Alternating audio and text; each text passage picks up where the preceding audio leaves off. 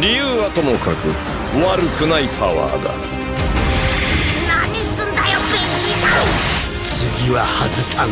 おめえと本気でやり合うんはいつかの天下一武道会入江だな。貴様を倒すのはこの俺だ。カカロット。Why did we get this guy in Dragon Ball Xenoverse 2 instead of Ultra Ego Vegeta? Well, stick around because it's actually quite interesting. Hello everyone, it's me again, Steve Doja here, back some more Dragon Ball Xenoverse 2, and this time we're talking about why we have Ultra Super Villain Super Saiyan God Vegeta instead of the very obvious Ultra Ego Vegeta that he's clearly inspired and based on.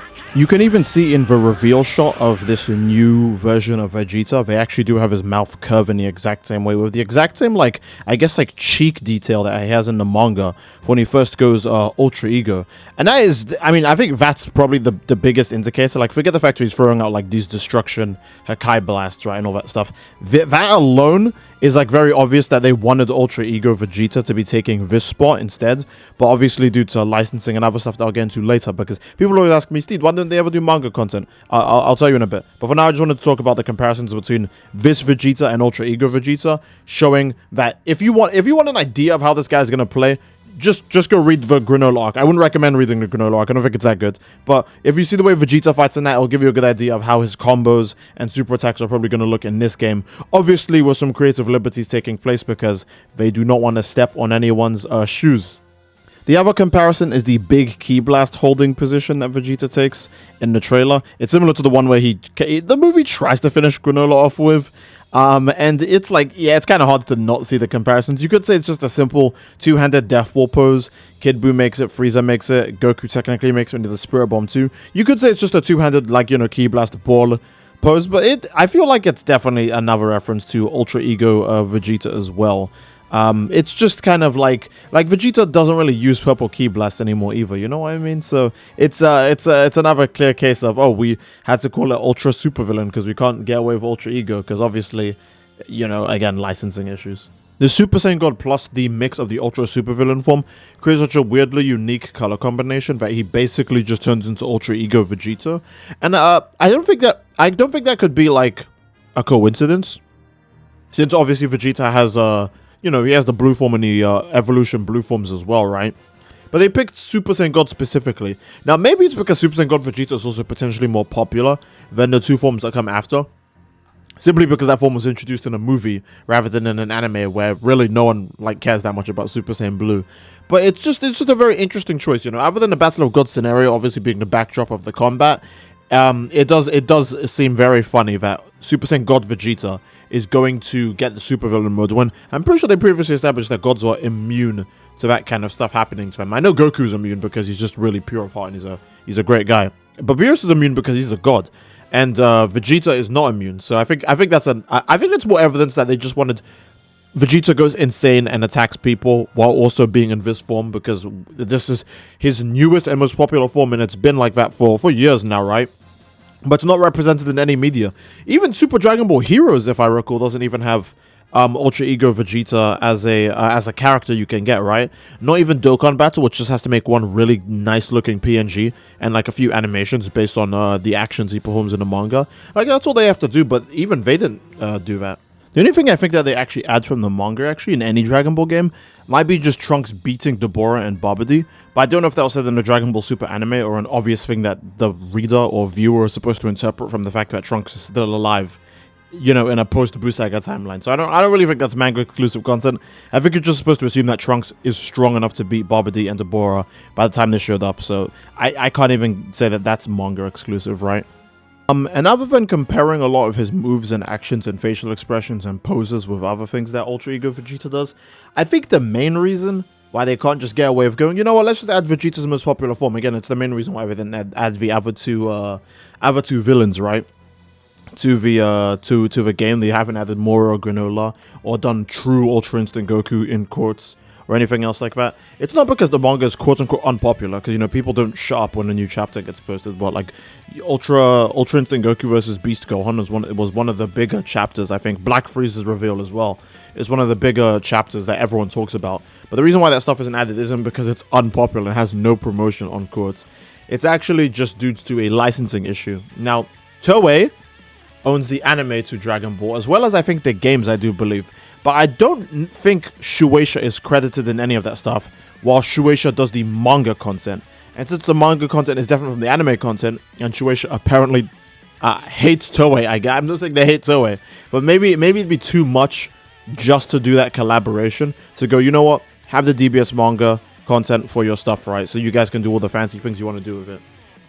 I just think that maybe, since they're both, I guess, different branches or companies that work in tandem with Akira Toriyama's vision, they're allowed to cover the same things, such as, you know, Dragon Ball Super Broly as a movie and Superhero for the manga. But I don't know if they can actually,